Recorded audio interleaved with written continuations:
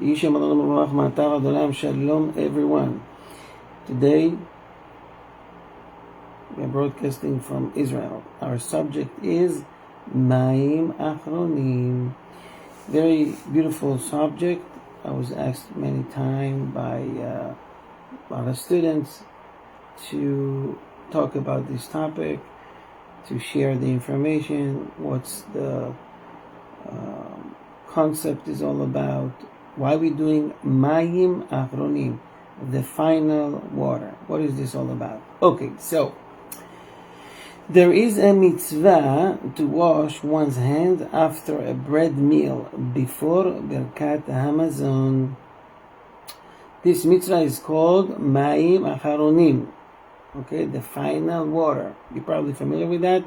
You saw people that dipping the water, the fingers, tip of the fingers under the water in the sink, or they have the special utensil. Some wash the entire part of the hand, some wash the whole hand right before Birkat Hamazon. So we need to understand why we're doing that, who is obligated,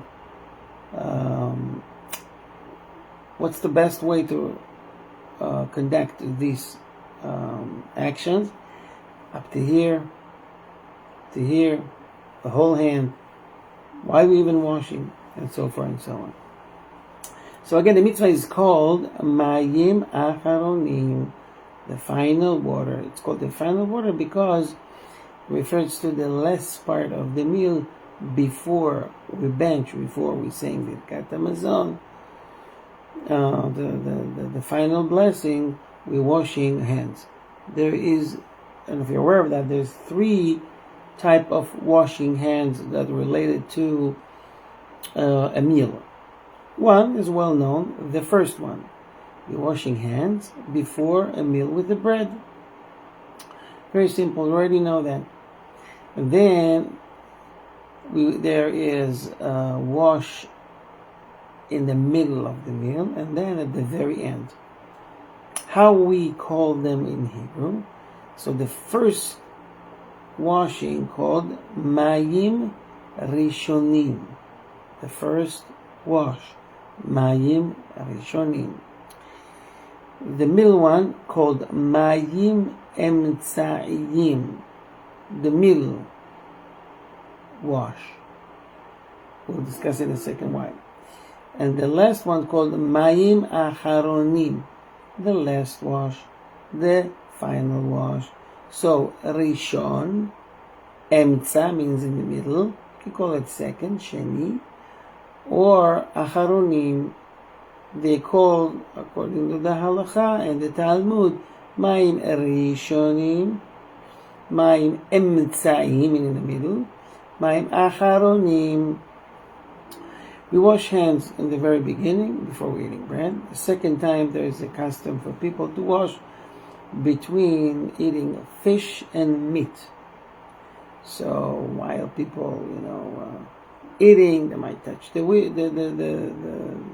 fish, and then they want to eat chicken or red meat or beef. They want to make sure that the hands are clean. Some even wash the mouth a little bit. You can rinse it with water, or you can eat a piece of bread or a vegetable that would clean the mouth before eating meat. And the last part called Mayim Achronim, what we will discuss today. So Mayim Achronim, the rabbis loosely derive this to the pasuk Vehayitem Kedoshim, meaning you should be holy. You should all be holy.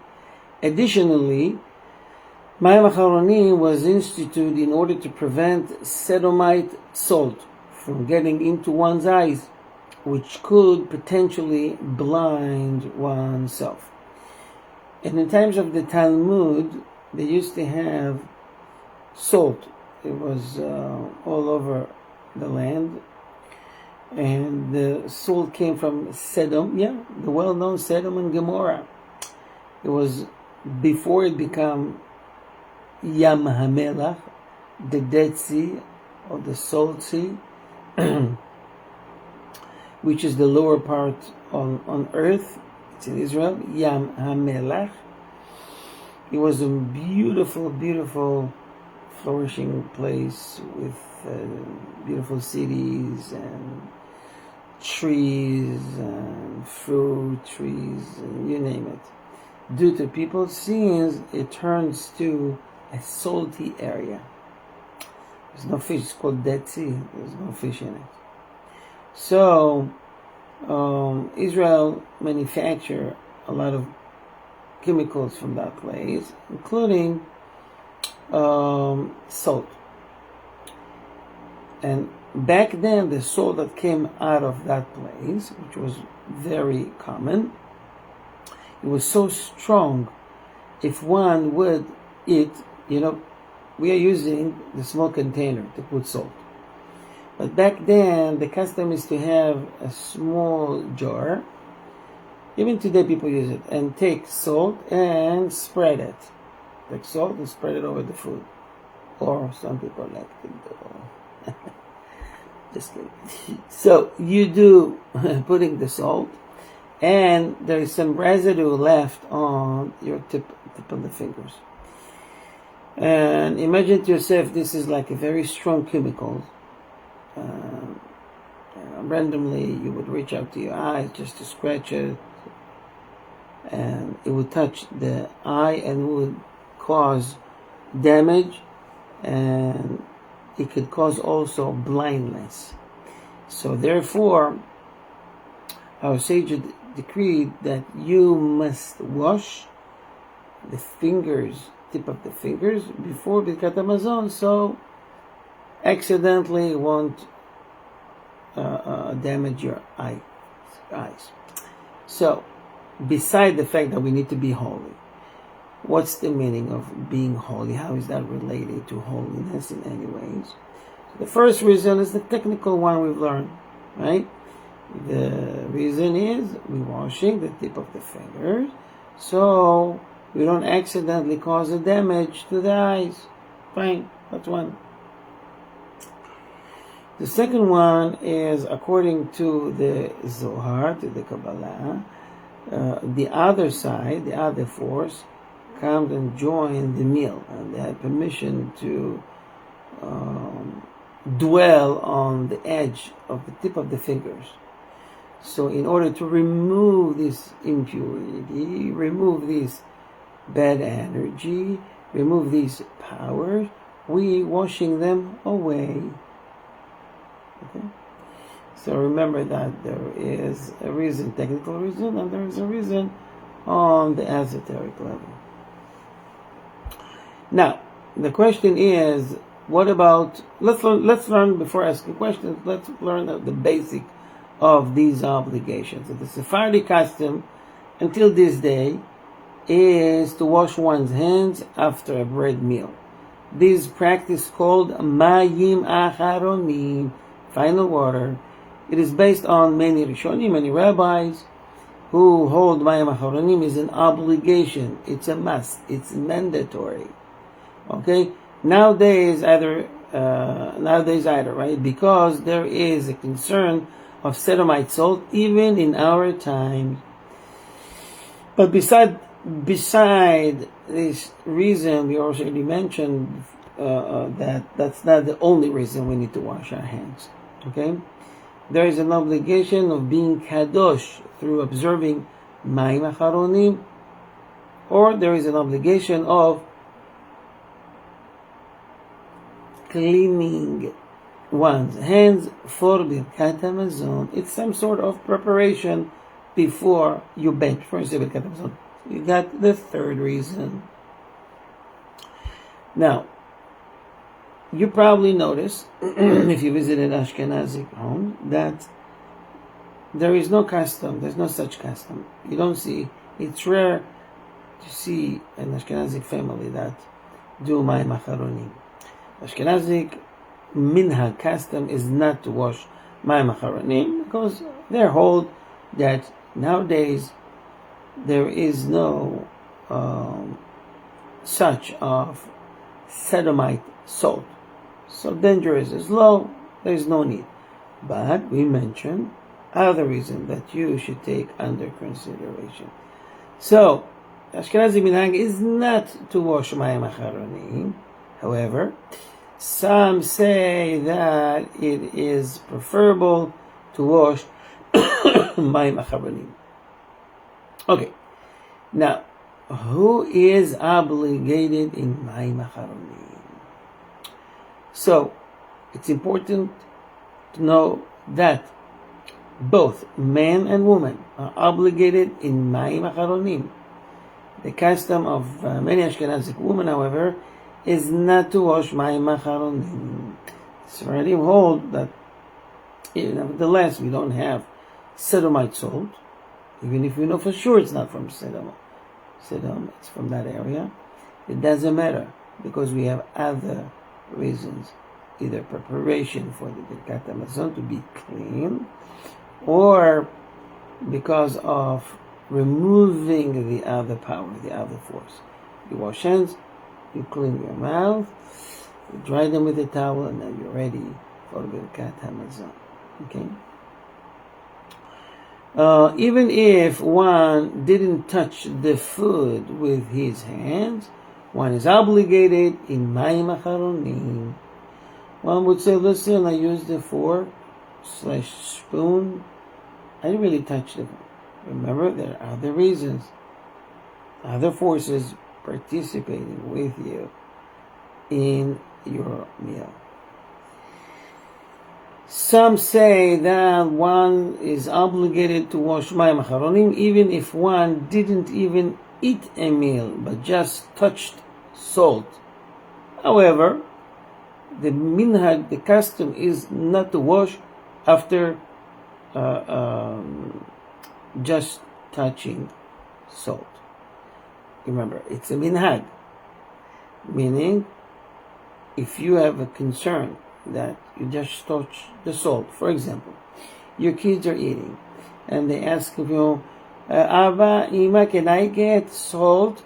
And you come with this small container and you put the salt for them. If you're doing this container, definitely no, there's nothing to worry about. But just for the reason of touching this specific salt, it's a good thing to wash your fingers. Okay?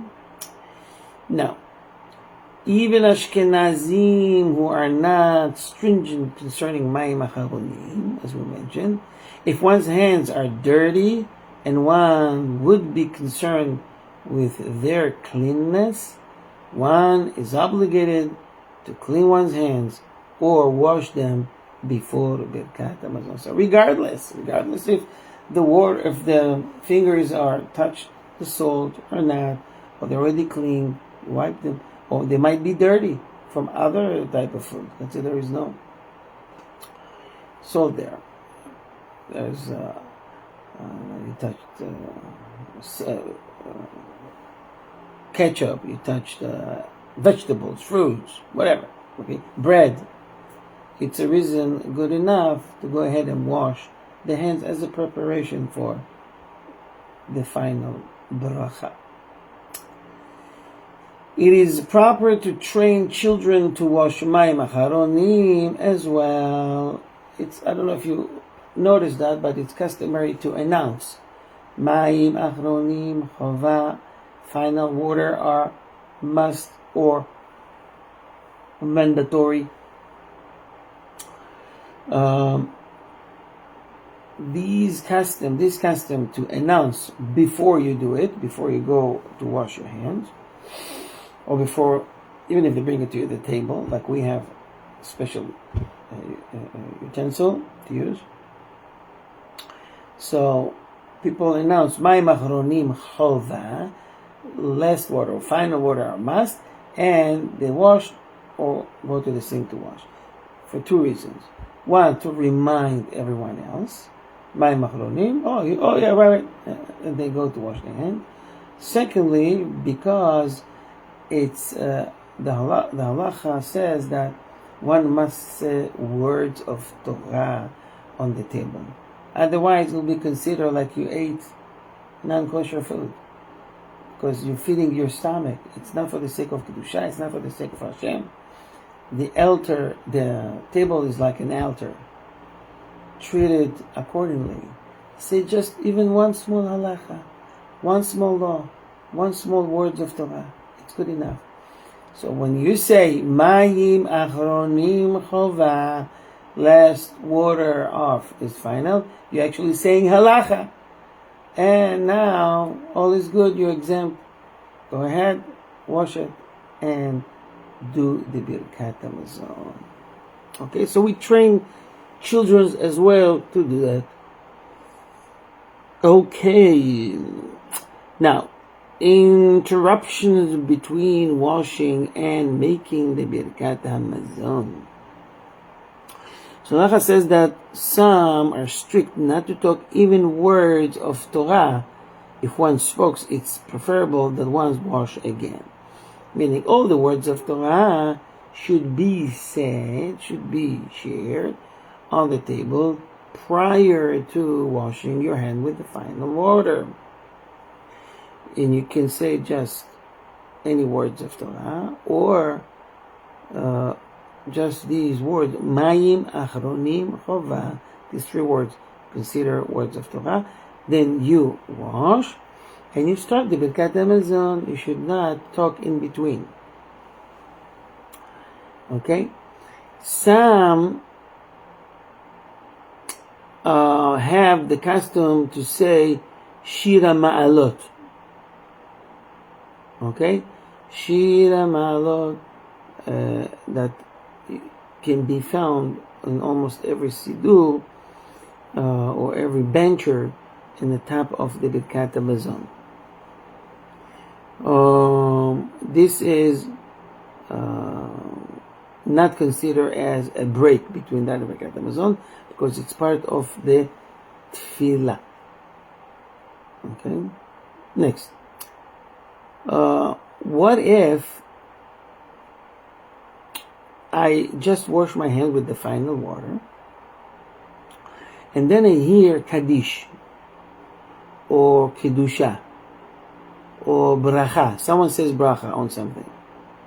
Can I reply with Amen for that Kaddish, that Kedusha, that Bracha blessing? The answer is yes. You may say Amen. Anyone consider as a break between washing and starting the Birkat Hamazon. Preferably, one shouldn't wait or do actions unrelated to Birkat Hamazon more than 12 seconds. I repeat, 12 seconds. Those who are wait for everyone to wash their hands have what to rely on. Meaning, some rabbis poskim says that's fine. It's best that you wash, you dry your hand, you wash the fingers, dry your hand, the mouth, dry them with the towel, right? And start the Birkat Hamazon. If you have to wait for a few more guests to do that, it's also okay. Try to be the last one. So you don't have to wait from washing, no delays from washing hands till Birkat Hamazon. Okay, next.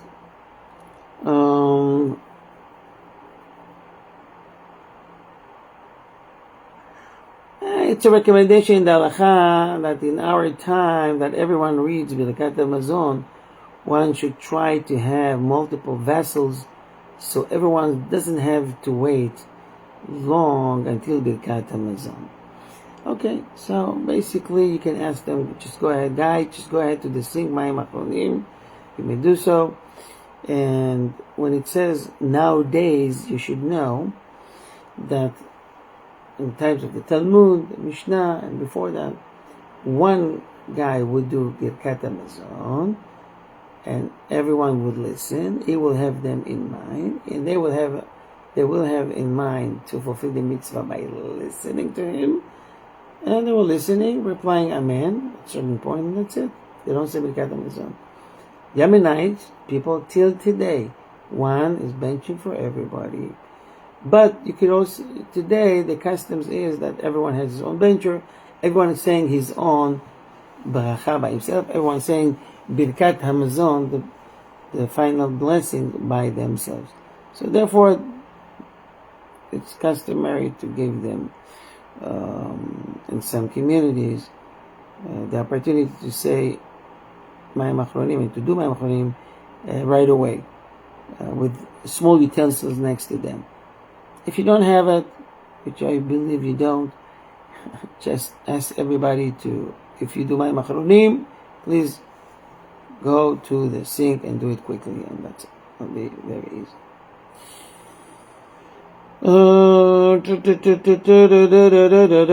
Next.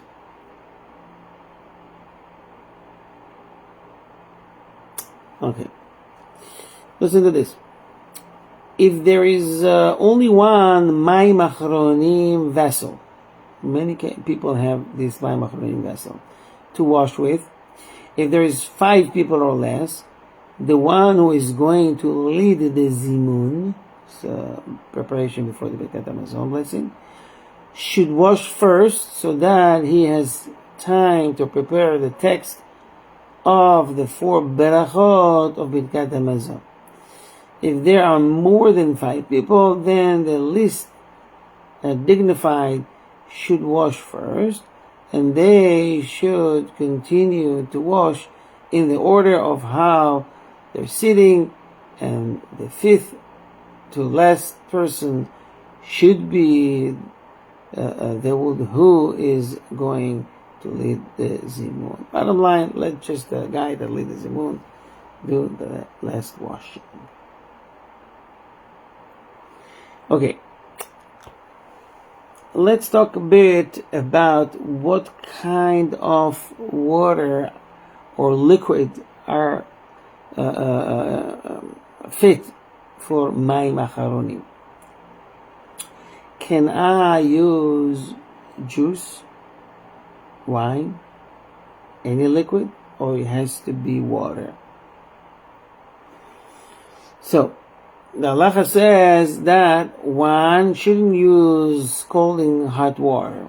Rather, lukewarm water is permitted, and it is preferable to use cold water. Hot water that cooled is also permitted. Okay, it's like boiled water or hot water that was cold now.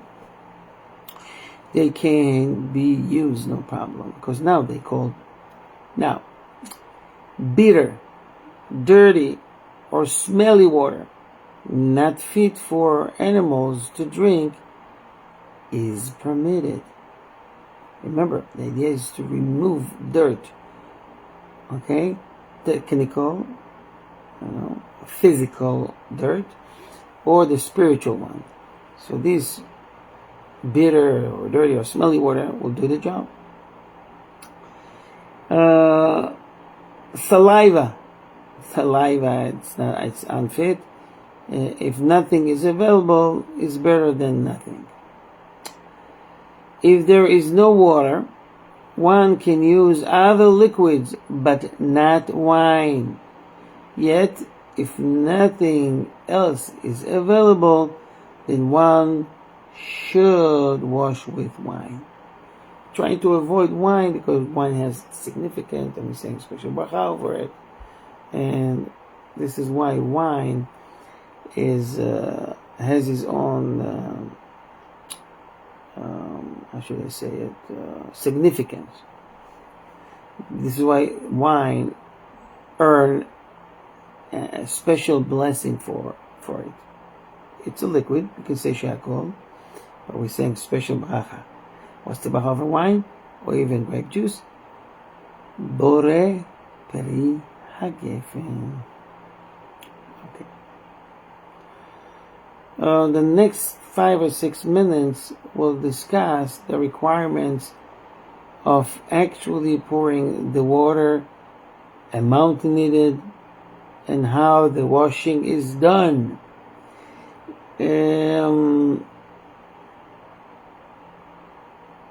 Dipping hands into water doesn't suffice, but one who is lenient has what to rely on if you do it.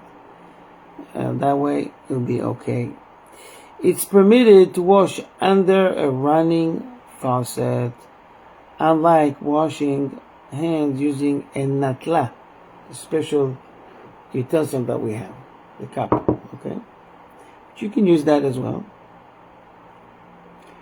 What's the amount that is needed? It's the minimum required. Mayim Achronim doesn't any specific amount of water. Some opinion says one should use a revi'it.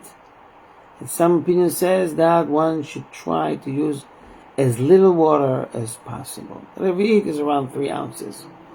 According to the core of the Halacha, use regular water, any water, half a cup, a whole cup, it's all good. According to the Kabbalah, it's better to use less water, just a small amount of water, because who is attached to the tip of the fingers? These are the forces, and wants to give them as less water as possible. Okay? So our custom is to use as least water as possible, not with too much water. If one has only a revi'it, which is around 3 ounces of water, one should use it for Mayim Rishonim and not Mayim Achronim. So let's say you have a very small amount of water, you're on a trip, you're a field trip, I don't know where you're at, in the middle of the desert, right? And you have a limited amount of water, and this limited water is dedicated for washing hands. You need to choose between the first or the very last. So Halacha says, do the first. Keep it for the first washing before eating bread. Okay, how the washing is done. One should wash up to the second set. That's the first one. Okay, and that's the second. That's the second. Okay. Of knuckles on one's fingers and one's thumb. One should wash up to the first knuckle. That's good enough here. Okay? It's preferable to be strict for the opinion that one should to wash the entirety of one's fingers, which means all the way down, all the way down. What about blessing? Do we say blessing, special blessing for this washing? The Halacha says that there is no bracha for Mayim Achronim. One should face his fingers downward so that the dirt falls off. You wash and then dry them. It's better to wash this way. Only one washing is required, not 2 or 3 times. 1 time, boom, finish. Okay? Although it is not required to use vessel to pour the Mayim Achronim, the final order, it is preferred to do so. And the last halacha for today, for this beautiful topic, one may not wash over the ground because of ruach ra'ah.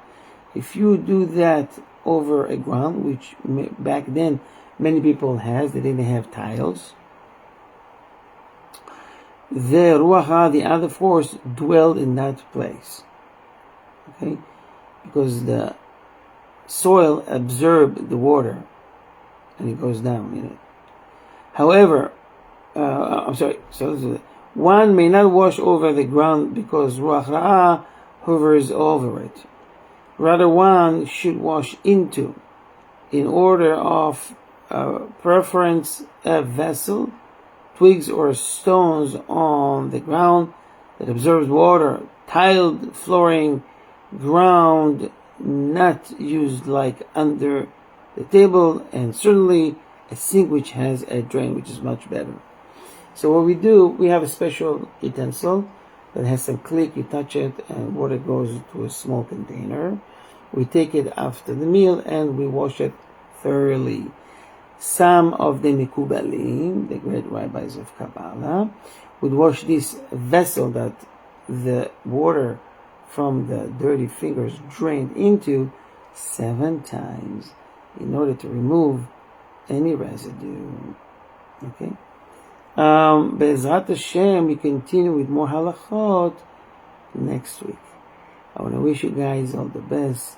Shavua Tov. We love you all.